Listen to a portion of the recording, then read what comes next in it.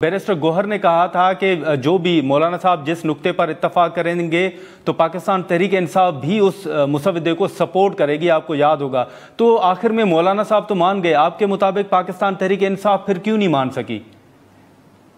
देखिए, तहरीक इंसाफ को कल अडियाला में जो मुलाकात हुई थी उनकी, तो उसके हवाले से खबर है कि इमरान खान ने आईनी तरमीम या इस्लाहात के हवाले से कोई संजीदगी नहीं दिखाई और 45 मिनट की मुलाकात में उन्होंने तकरीबन 40 मिनट अपने हवाले से गुफ्तगू की, एहतजाजों के हवाले से गुफ्तगू की, कारकुनों को बाहर निकालने के हवाले से बात की।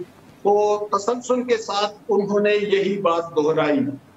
दूसरी बात ये कि पीटीआई के अंदर चूंकि है तो सियासी जमात, लेकिन उनके अंदर वो चीज तो है नहीं कि असद कैसर या बैरिस्टर गौहर या निज़ाम आकर कोई फैसला करेंगे, और वो इस पोजीशन में होते भी नहीं है।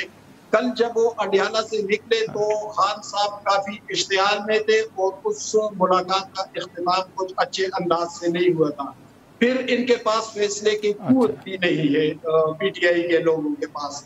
आज मौलाना के साथ उनकी जो मुलाकात हुई तो वो भी जाहिर है कि किसी फैसले पर, नतीजे पर पहुंचने के बगैर या किसी आईनी इस्लाहात पर बात करने या किसी और मौजू पर बात करने की बजाय उन्होंने यही कहा कि खान साहब ने हमें ये फैसला सुनाया है और इसके अलावा हमारे पास कोई दूसरा चारा नहीं।